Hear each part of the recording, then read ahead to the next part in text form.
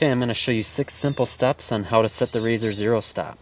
Step number 1 is you simply want to spin the elevation turret clockwise until you feel the zero stop engage. There's a indicator arrow on the scope itself that tells you which direction up is, which is counterclockwise, so that will let you know which direction you need to turn it, and you'll feel it stop. Your scope may not necessarily line up with 0. This one has already been set at 0. It could line up anywhere. It doesn't really matter at this point. You just need to turn it clockwise until you feel it stop. Okay, step number 2, you simply need to remove the outer turret cap, and you do that by using a 2mm hex wrench, and you use that to loosen these 3 set screws around the top of the turret. Now, one thing you'll notice when you start to pull this turret off, it's O-ring sealed, so you will get some air pressure in there, so you just need to put some firm pressure on it and it'll come right off.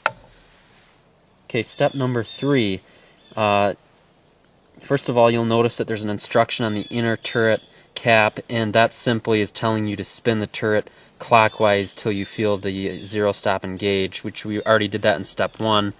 But if you haven't done that already, it's just telling you once again to do that. So step number 3 is simply to unlock the 3 lock screws on the zero stop. Again, use a 2mm hex wrench for that. So we'll unlock these set screws.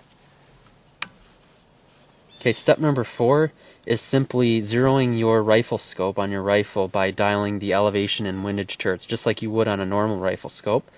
Once you have that zeroed, step 4 is complete.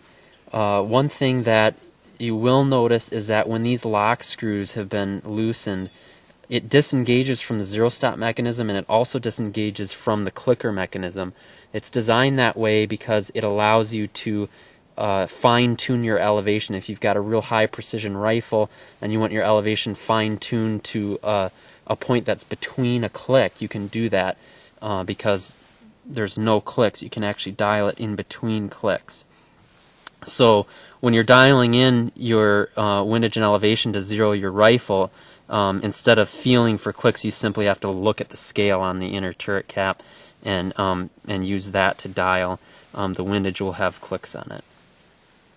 Okay, step number 5, once you've zeroed your rifle scope, step number 5 is simply just relocking these lock screws with the 2mm hex wrench.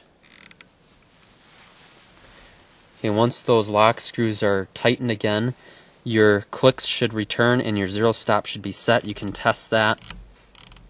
It should stop right where you had it set.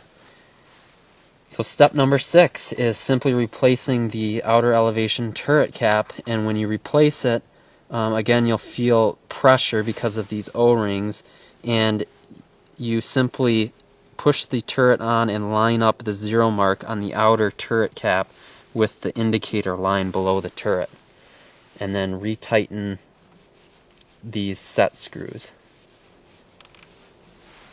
And that's it. Your zero stop should be set.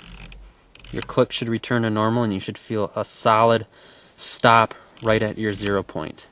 If you have any questions at all, please feel free to just go to our website at www.vortexoptics.com, or you can give us a call anytime at 1-800-426-0048, and we'd be happy to answer any questions that you have.